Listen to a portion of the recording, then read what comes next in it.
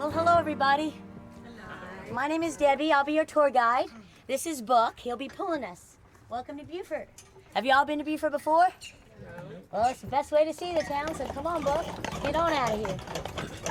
Well, the reason Beaufort's here is because of the river. Nice little seaport town in the day.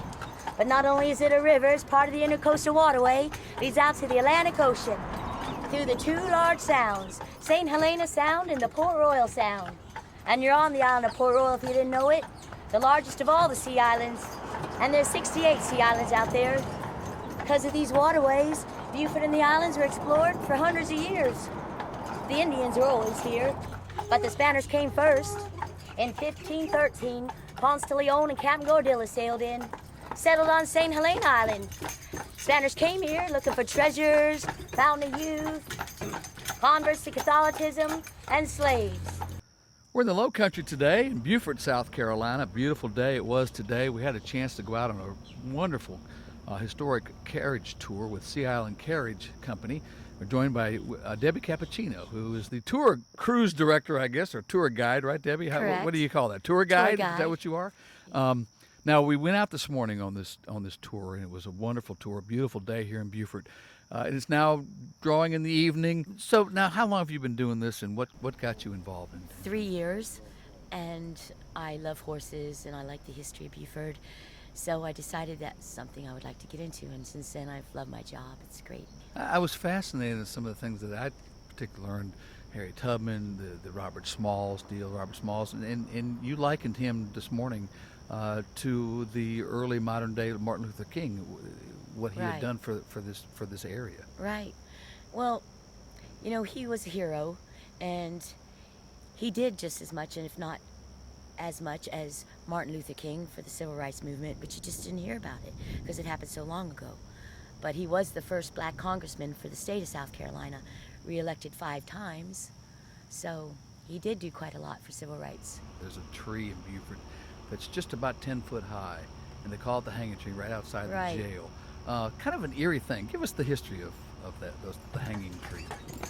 Now we're going to turn down Federal Street, named after the federal government.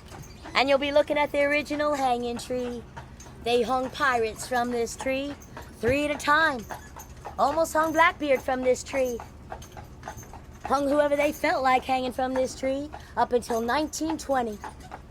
Gullah people say when you're going under the tree, if your neck's feeling a bit tight, you better check yourself. During our trip earlier this morning, you went, I'm telling you, as you said, 45 minutes, but I don't know that you stopped talking for 30 seconds the whole time. Because there's so much history, and I don't want to miss anything, and I don't want anybody to miss anything either. So sometimes I try to just get everything in, and I talk a little bit too fast, too. Coming around the corner, if you look to the right, you'll be looking at one of the most photographed homes in America, built in 1857. It's got 79 windows and 30 rooms. We call it the Castle. But that's where Forces of Nature was filmed with Sandra Bullock. And Demi Moore and her husband at the time, Bruce Willis, stayed there when they made G.I. Jane out on Hunting Island. I'd be remiss if we didn't talk about the church and the stained glass windows. Tell that story about the lady that was diagnosed. At the Tabernacle Church, the one Robert Smalls went to. It's a sister church to the First African Baptist Church, and that's where he went, and he's buried there on the side. But the lady that made all those stained glass windows, she went to that church, and she was an artist, and she wanted to do something nice for the church, so she set out to make all the biblical scenes out of stained glass. But after she made her 3rd window, she wasn't feeling so good, so she went to the doctor, and the doctor told her, well, she doesn't have long to live. But she continued to make these windows until she died. She said she would. She finished her windows, and then she died 2 weeks later. That's what I'm trying to say. But it took her 9 years to die, a lot longer. He only gave her 3 months to live, and she died 9 years later. So everybody said, well, she just had a purpose in life, and it just kept her going. So. Well, Debbie, it was a fascinating ride today. It was a tremendous history lesson of Beaufort and this community in the Low Country. And thank you so much for what you're doing. It's an enlightening program. And thanks for the tour this morning. It was a lot of fun. Well, thanks for having me. So, appreciate that. Have any questions? I'll try to answer them. Just keep them easy.